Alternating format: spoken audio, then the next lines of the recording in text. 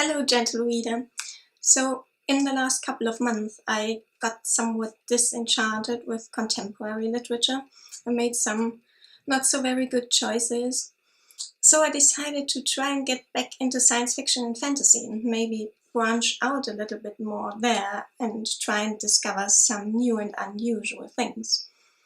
I did so with varying degrees of success, but then towards the end of the month I struck gold. I read The Sorcerer of the Wildeeps by Ashante Wilson, and I want to tell you all about it. Now, this is not exactly an obscure book. It was published as a Tor.com novella and has gotten some measure of exposure simply by virtue of that fact. But it is decidedly less well known and less widely read than its more famous brothers from the same line, such as the Binti books, the Murderbot Diaries, and Every Heart a Doorway. I myself happened upon the title months ago, maybe as long as half a year ago, but while the blurb really intrigued me, the cover image really put me off. I mean, doesn't this look like so much cliched dude bro fantasy? So I decided that this was probably not where I wanted my money to go. And I almost ended up never reading it, which would have been a shame, because it is nothing of the sort. It is the most lyrical tale steeped in myth and folklore, and above all, it is a linguistic joyride, which happens to be precisely what I was looking for. It is set in a pre-industrial secondary world, I think, but the precise setting is clearly modeled on the African continent.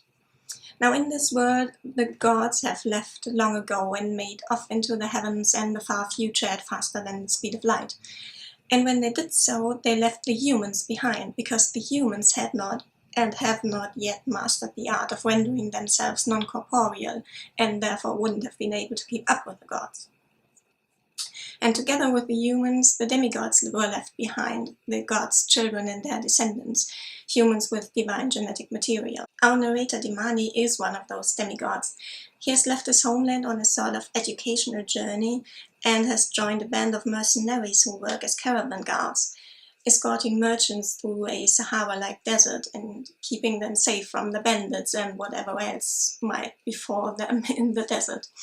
They work under the command of the captain, capital C, who happens to be another demigod. On their way to their present destination, they are bound to pass through the Wildeeps, which is an oasis, which is a sort of in-between place where worlds and spheres and time levels collide, and unspeakable dangers lurk in the shadows on either side of the road. In the last town that they stop in before they have to make this passage, the caravan learns that there are rumors of an even greater than usual threat which roams the Wildeeps at this point, a jack-toothed tiger kind of thing which even snatches travelers off the road, which is normally divinely protected from any such lurking predators. Since there is no way around the Wildeeps, we know that we are headed for a showdown between our demigods and whatever divine or supernatural threat has materialized there. However, the narrative centers not on these action and adventure aspects of the story, but on the personal relationships and the interactions between Dimani and the brothers, and also between Dimani and the captain. As you can imagine, the mercenaries are a ragtag, chaotic band of brothers. Bro culture level is off the chart, and they are forever doing all the things they shouldn't do, like squibbling, fighting, gambling, wandering off, and just being headstrong. And they are forever giving Dimani a headache with their willful ignorance and their thick-headedness. And then there is Dimani's beloved captain, who is secretly fighting all kinds of inner demons, often in a way that is detrimental to his physical as well as his emotional well-being. Dimani feels personally responsible for the safety of each and every one of them, and the brothers in turn flock around him like children, coming to him for help with just about every issue that arises. Not just because he is able to help, but because they feel that he wants to help too. Because while he is a proficient fighter, and he is a broad, burly bear of a man, Dimani is not by nature a warrior.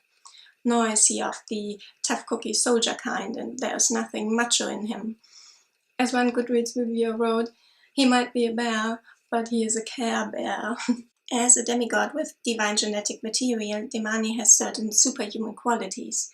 He has super sharp senses, thick skin, he can secrete smells and aromas at will, and he heals very fast, himself as well as others. These qualities and abilities are perceived as sorcery by the brothers, hence the title. While they are fantastical even to us, they are rooted in an understanding of the natural world that is scientific in a modern sense. For instance, Dimani knows that gangrene is caused by bacterial infection, while the world at large is still at a stage where it's all wicked humors and evil spirits and providence. Dimani knows that the quick healing qualities of the Captain's Spit have nothing witchy or demonic about them, but that they are merely down to the panaceic and the symbionts that the spit of this strain of demigods inherently contains. Naturally, but as we know, every sufficiently advanced technology is indistinguishable from magic, or, in fact, godlikeness. So we have some very different levels of education and awareness and enlightenment, so to speak, here. And these different levels are reflected in the language. There are 3 registers. The Brothers' Chatter is a hardcore street vernacular which is decidedly modern in some of its vocabulary, but mixed with some rather quaint traditional fantasy speak. Dimani's casual voice, in which most of the story is narrated, is more or less ordinary, at least in the sense that it is neither particularly high nor particularly low, but it does contain some unusual elements. But when Dimani thinks in private, or when he gets distracted during a conversation and forgets that he is talking to the uninitiated, he basically sounds like a physics professor turned prophet after a bottle of red wine.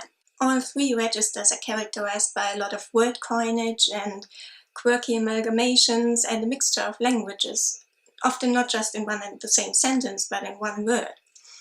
This is, of course, in accordance with the multinational character of the band of mercenaries, but many of the foreign elements are also Greek, which is, of course, the language of both philosophy and of the natural sciences, including medicine, which are the domains of the gods. So through the language we get a glimpse of the gods as very technologically advanced beings, but they are never otherwise fully described or explained in the story. Of course, these 3 registers are never completely discrete, but they seep into each other seamlessly, which gives this novella such a mesmerizing, dreamlike, stream of consciousness-like quality without ever fully dispensing of the narrative guidance.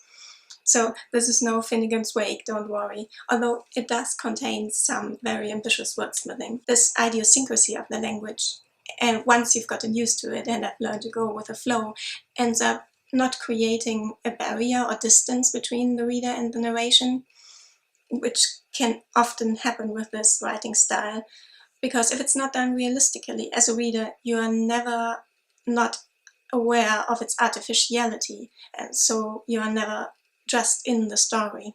But in this case, it is done effortlessly. Dimani's thoughts and conversations flow in a very associative fashion, the way we would think and speak without necessarily indicating every change in direction, at least not verbally.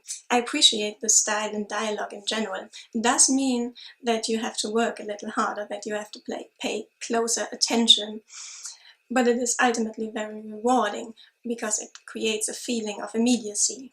We think and feel and perceive what the narrator thinks and feels and perceives as he thinks and feels and perceives it. Especially in the grand finale in the Wildeeps, in this primordial world, the effect was incredibly powerful. This novella has exactly the right length for this style.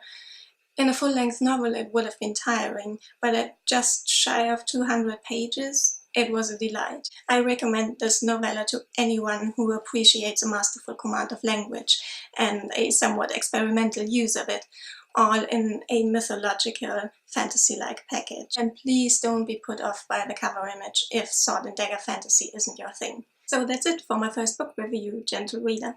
I'll be back very soon with a bit of a wrap-up. Thanks for watching.